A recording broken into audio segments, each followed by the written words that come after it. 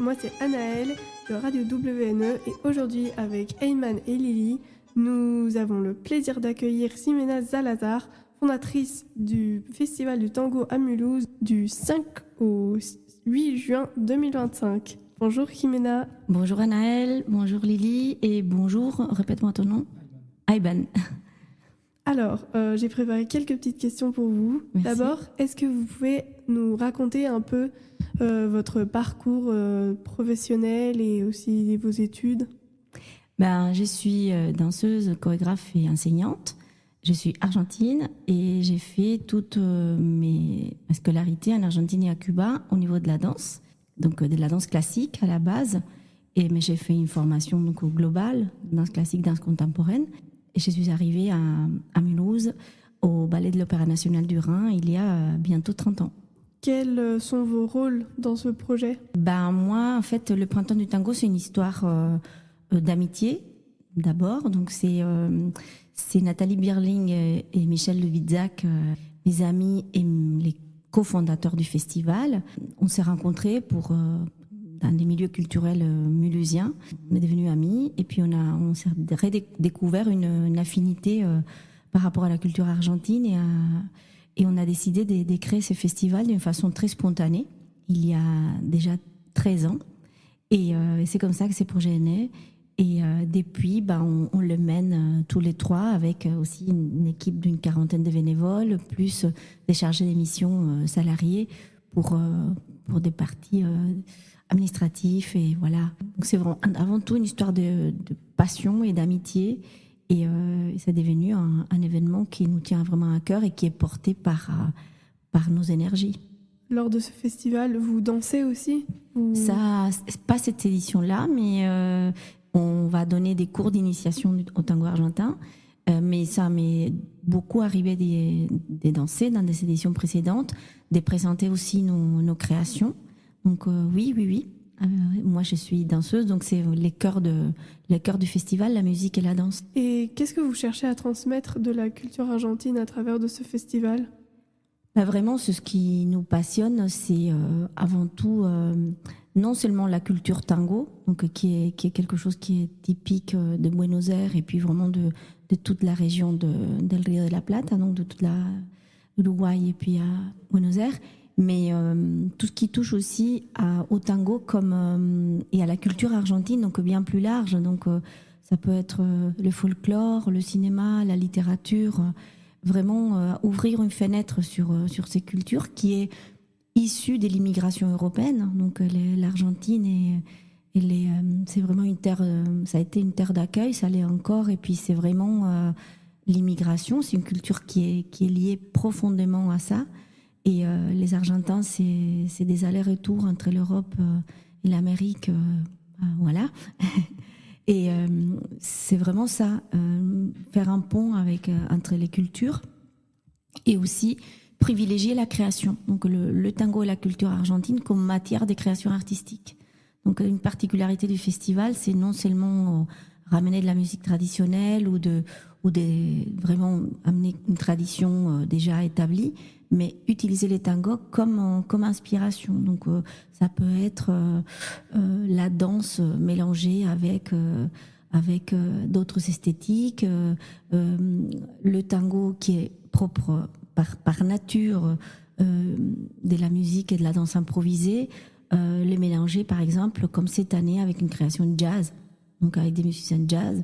Et où ça peut être de la danse contemporaine avec les tangos traditionnels.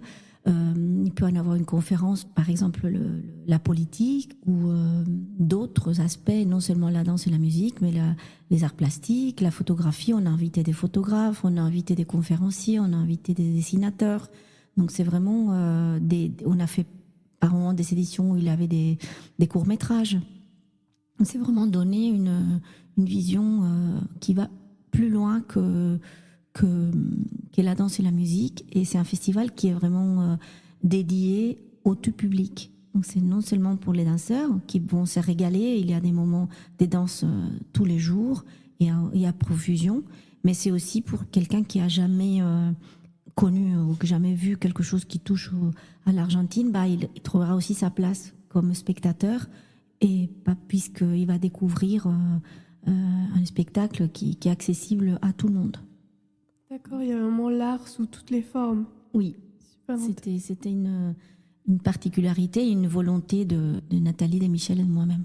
Maintenant, nous passons la musique de Quarteto Bando en concert au Festival du Tango du 5 juin au 8 juin.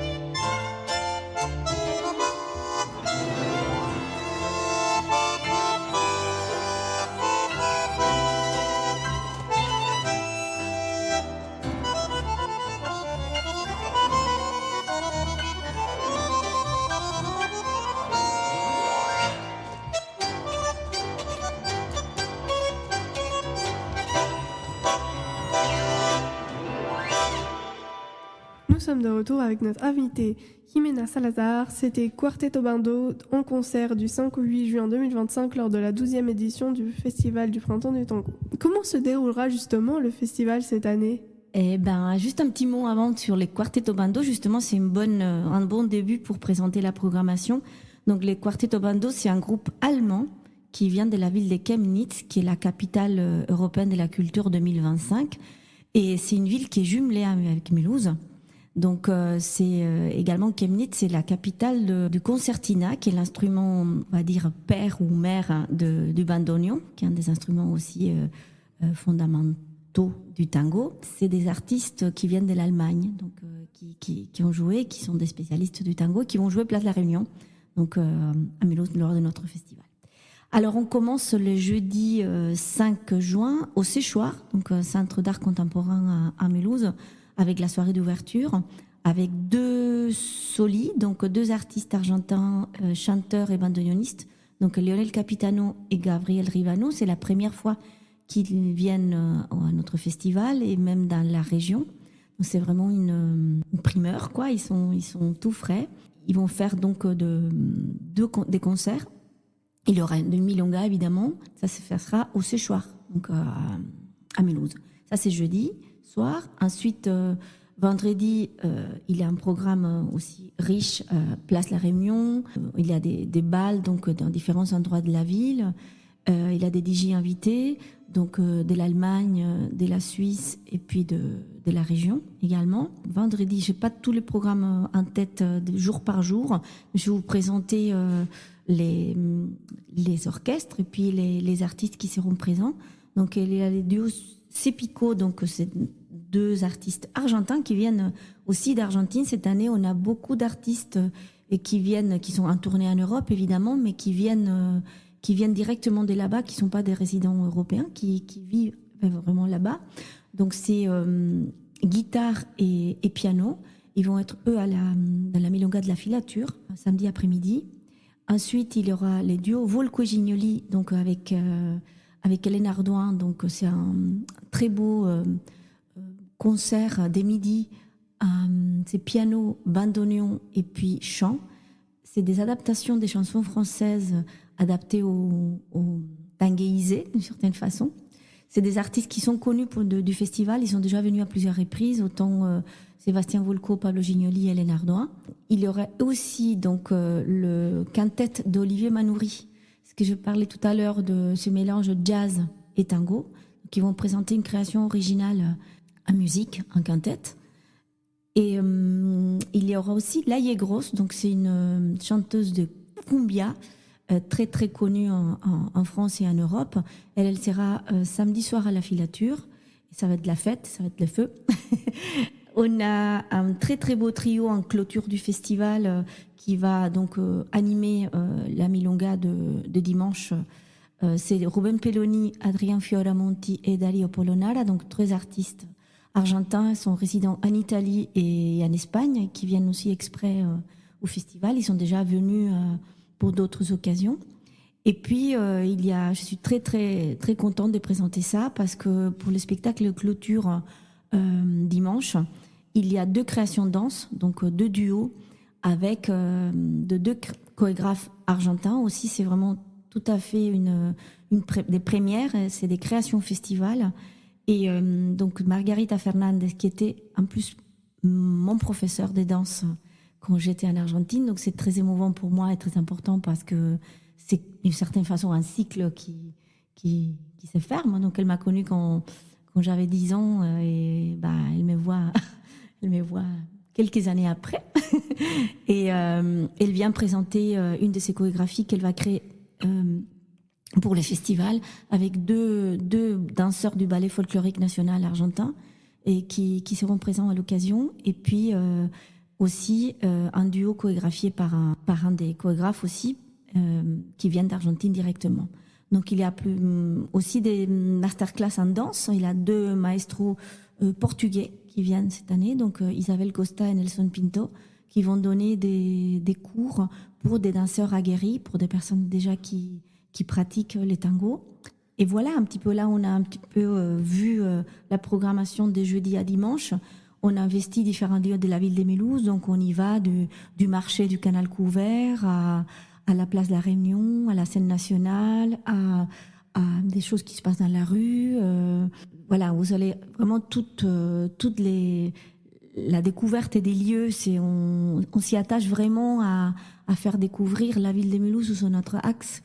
On essaye à chaque fois de montrer des endroits qui peut-être les gens ils peuvent pas accéder en temps normal, donc ou les habiter ou les investir autrement. Mais il faut vraiment bien aller sur les sites internet du festival, donc leprintemps-du-tango-mulhouse.fr, et là vous allez avoir toute la programmation détaillée, bien qu'il y a quelques lieux qui sont encore en suspens, mais vous pouvez découvrir tout ça sur notre site. Vraiment plein d'artistes, plein d'activités différentes. Et justement, avec ces artistes, vous travaillez comment vous les contactez? Comment vous trouvez à qui parler? C'est des artistes, soit c'est des personnes qu'on connaît par nos échanges, puisque mais concernant moi je suis aussi artiste, donc je travaille avec certains d'entre eux, et d'autres c'est découverte aussi. C'est un festival qui a 12 ans, donc dans les milieux artistiques les gens aussi parle. On a énormément de candidatures, hein, il y a énormément de gens aussi qui nous proposent leurs travaux et leur art. Et donc ça se passe un petit peu de différentes façons. C'est des affinités, c'est des partenariats des longues dates. Il y a des artistes qui reviennent régulièrement, d'autres qui sont tout à fait nouveaux, qu'on découvre. D'autres artistes nous font découvrir des amis aussi. On y va aussi nous-mêmes, on se déplace et on entend, on est tout le temps à l'affût de ce qui se fait pour justement essayer de ramener à Mulhouse des artistes qui sont pas vus ailleurs. On essaie toujours de faire découvrir en fait des nouveaux artistes, des personnes qui travaillent les tangos et qui dans différents aspects et qui présentent des choses nouvelles. Et un peu plus personnellement, vous, qu'est-ce qui vous plaît le plus dans la culture argentine ? C'est un petit peu... moi, je pourrais dire aujourd'hui que j'ai une double culture parce que là, bientôt, en 2025, ça va être... fin 2025, j'aurais vécu presque plus de temps en France qu'en Argentine, bien que je suis très proche et que j'y vais régulièrement. C'est une belle question. Moi, je dirais que la culture argentine me constitue, donc je suis vraiment... moi, j'adore c'est une terre d'accueil. Je l'ai dit un peu avant. Donc, c'est justement ce mélange des cultures, ce mélange des personnes. C'est des gens qui reçoivent, qui ont les cœurs ouverts, qui donnent même ce qu'ils n'ont pas des fois. Donc, moi, si je devrais dire l'Argentine, c'est ça. C'est la créativité, c'est l'inventivité, c'est la générosité. C'est un pays magnifique du point de vue géographique. C'est l'immensité des paysages, la diversité des paysages. Ce qu'on peut recevoir dans ces pays comme géographie. On passe de la haute montagne à l'océan, à la plaine, au glacier, à la forêt, sublime au niveau de la géographie. Et puis moi je viens de Buenos Aires, donc les gens à Buenos Aires en tout cas, c'est la ville à laquelle je m'attache. C'est des gens qui donnent. Et pour finir, selon vous, en quoi les cultures françaises et argentines sont différentes l'une de l'autre ou bien sont similaires ? C'est deux cultures latines, donc je pense qu'il y a beaucoup de choses qu'on a en commun. Et la France aussi, dans sa diversité justement des cultures aussi. Hein. C'est un pays qui est constitué aussi, bien qu'il a une forte histoire, bien plus ancienne que l'Argentine. C'est quand même aujourd'hui un pays aussi d'accueil et des différentes cultures. Après, évidemment, la France, je trouve que c'est aussi la raison et c'est peut-être moins spontané des fois, surtout dans ces régions un peu plus germaniques. Il a peut-être moins de spontanéité, je pourrais dire, que dans la culture argentine. C'est plus raisonné ou plus intellectuel. Bien que tout ça, c'est un peu des généralités, parce que ça dépend, c'est toujours une histoire des personnes, mais c'est peut-être un peu un constat global. La différence, c'est peut-être ça, il a peut-être un peu plus de retenue, pas plus de distance dans la culture française des premiers abords. La culture argentine, elle est peut-être plus... il a plus d'effusion, plus des liens directs comme ça. Il a plus de protocoles peut-être en France. Voilà. Ok. Merci beaucoup, Jimena Salazar, fondatrice du Festival du Tango. Merci Ayman, merci Lily. C'était tout pour aujourd'hui. Merci beaucoup. Au revoir.